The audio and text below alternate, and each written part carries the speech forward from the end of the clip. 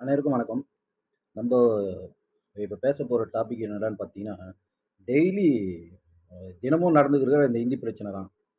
நேத்து என்னடான்னா, அங்க போய் ஏதோ ஒரு ரயில்வே ஸ்டேஷன்ல போய் இந்தி அடிக்கிறது, அப்புறம் ஏதோ வேற ஊர்ல போய் இந்தி அடிக்கிறது, இந்த எல்லாம் பண்றது திமுக நிர்வாகிகள். ஏன்னா, அவனுக்கு ஒரு ரூ. 200 கிடைக்கணும்ல. அவன் அதுக்கு ஏதாவது போய் தொழில் பண்ணணும்ல. அவன் குடும்பம் வாழணும்ல. அதுக்காக எத்தனை குடும்பம் அழிஞ்சாலும் பரவால்ல. நம்ப வந்து விசுவாசத்த காட்டணுன்றதுக்காக, அந்த இந்தி எங்கெங்கெல்லாம் எழுதியிருக்குதோ, அந்த போர்டுல போய் அழிக்கிற வேலை. இன்னைக்கு சென்னையில ஆலந்தூர்ல நடக்கிற போஸ்ட் ஆஃபீஸ் கிட்ட இருக்கிற இந்தி இப்போ இதெல்லாம் யாருன்னா கேட்டாங்க, என்னைக்கெல்லாம் திமுகவுக்கு அவங்களுடைய பாலியல் குற்றச்சாட்டு திமுகவுக்கு தமிழகத்துல அதிகமான எதிர்ப்பு எப்போல்லாம் வருதோ அப்போல்லாம் இந்த இந்தியை எடுத்துக்கின்னு நாடகம் ஆடுவோம். உண்மையிலே இந்தியால இப்போ இந்தியை யாரும் எடுத்துட்டும் வரல, இந்தியை யாரும் திணிக்கவும் இல்லை. இவங்க அந்த இந்திக்குள்ள போய் ஒளிரான்னா எங்கன்னா ஒரு பிரச்சனை. எப்பயுமே திமுக ஆட்சி வந்தாலே தான் வெட்டு குத்து கொலை பயங்கரமா பிரம்மாண்டமா நடக்கும். அதே தான் இது இந்த கலைஞர் பீரியட்லயாவது பரவாயில்ல, இது அதையும் தாண்டி டபுள் மடங்களா ஓடிட்டு இருக்கு. அப்ப என்ன பண்ணோம், அவர் ஒரு எல்லாருக்கும் ஒரு ஃபார்முலா சொல்லி தருவாங்க. ஒரு ஒரு கட்சியில ஒரு சித்தாந்தம் இல்லை. அதே மாதிரி அந்த கட்சி வாழணும்னா சில சித்தாந்தங்கள்ல வந்து அது ஃபார்முலா மாதிரி ஆகிப்போச்சு.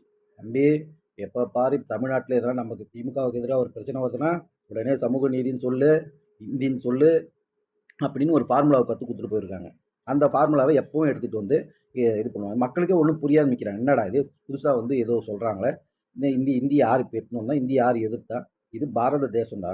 இங்கே தமிழை ஒழுங்காக பேச முடியாத சுத்தமான தமிழை ஒருத்தனால கூட 100% பேச முடியாது. எல்லாம் ஆங்கிலம் மிக்சிங், இன்க்ளூடிங் என்னையும் சேர்த்து எல்லாருமே வந்து ஆங்கிலம் கலப்பு இல்லாமல் இங்கே அதாலேயே அழிக்க முடியாத தமிழை நீங்கள் வந்து இந்தி வந்து அழிஞ்சிரும்ன்றது ஒரு இந்தியை யாருமே அவன் பிடிச்ச லாங்குவேஜை படிங்கடான்னு சொன்னால் ஹிந்தி வருது.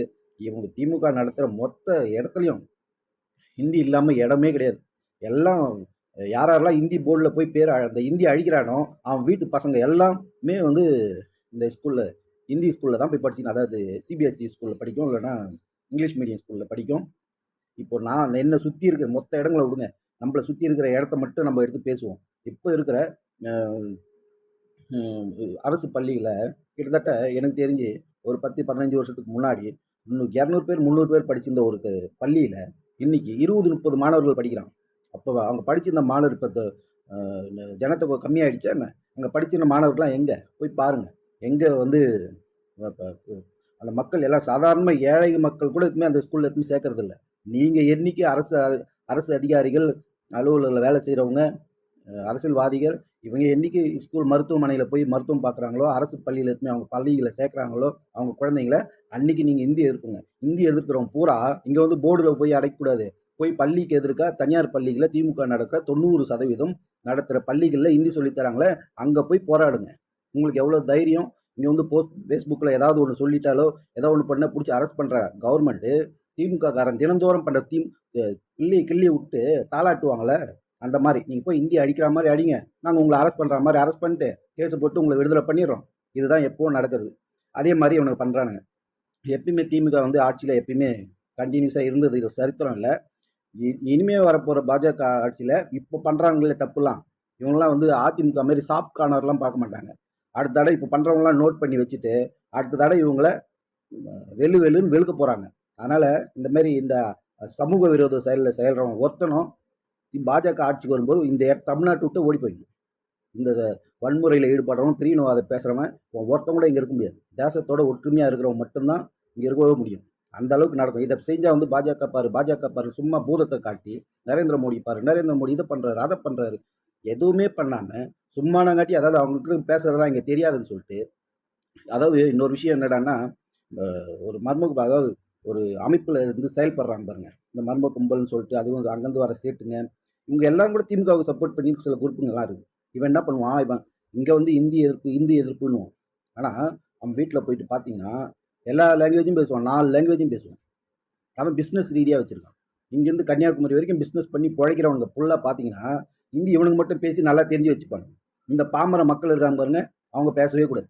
அதுலேயும் குறிப்பாக பட்டியலின மக்கள் அவங்க முன்னேறவே கூடாது. அவங்க முன்னேறிட்டா அவன் எங்கே ஒன்றா போய் போச்சுப்பாங்க. அதனால் அவனை இங்கேருந்து வெளியே போக விடாமல் அவனை இங்கே போட்டு அழுத்து அப்படின்னு சொல்லிட்டு அந்த மக்களை முன்னேற விடாமல் தடுக்கிறது திமுக குறியாக இருக்குது. அதுதான் இந்த திமுகவோட லட்சணம்.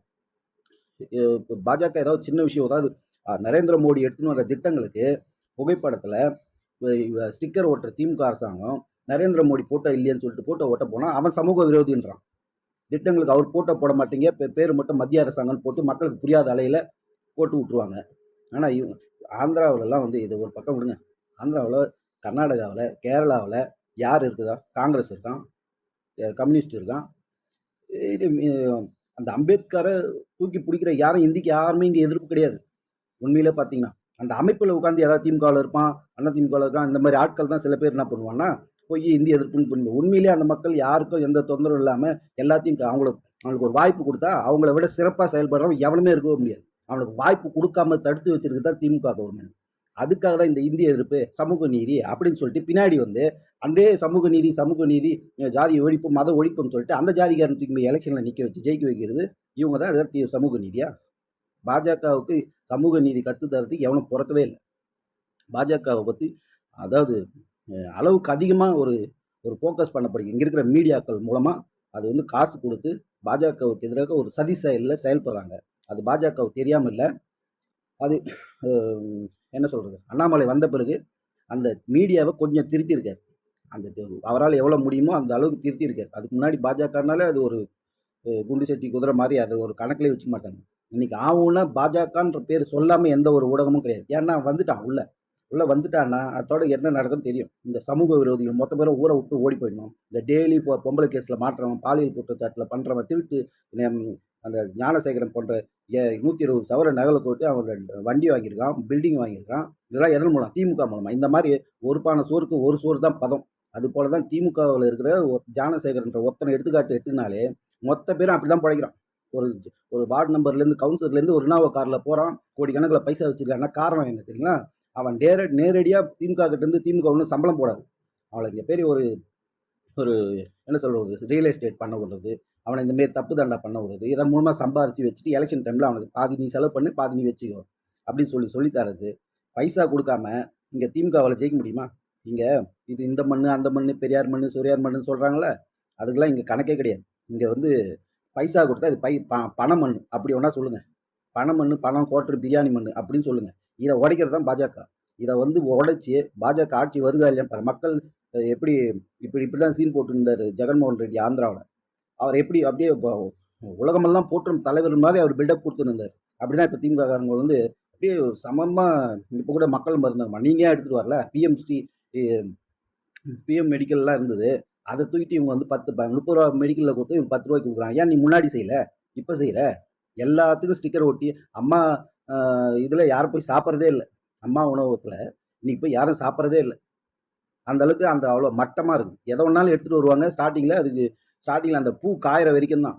அந்த பூ காஞ்சி போச்சுன்னா அவ்வளோதான். அந்த கடையும் இருக்காது, ஒன்றும் இருக்காது, எல்லாம் வந்து இதுவாகிடும். நம்மளுக்கு தேவை மக்களுக்கு பாதுகாப்பு, அதுவே இல்லை. தினந்தோறும் ஒரு பிரச்சனை. அதெல்லாம் மூடி மறைக்க தான் இந்த இந்திய எதிர்ப்பு நாடகத்தை இந்த திமுககாரன், அதாவது இந்த சமூக விரோதிகளே சும்மா விடக்கூடாது. நீங்கள் இப்போ ஒரு அரசாங்க சொத்து மேலே கை வைக்கிறான்டா, அவன் நான் ஈஸியாக நடமாடுறான்டானா அவளை விடலாமா?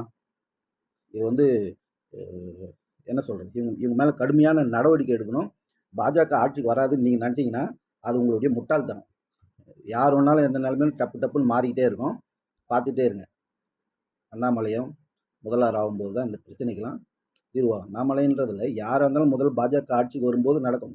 அதில் அவர் போலீஸ் அதிகாரியாக இருந்ததுனால அவருக்கு சில விஷயங்கள் தெரியறதுனால இந்த மாதிரி மக்களுக்கான பாதுகாப்பை அவருக்கு சிலர் தெரியுன்றதுனால அண்ணாமலை வந்தால் நல்லா இருக்கும்னு நம்ம சொல்கிறோம். நன்றி, வணக்கம்.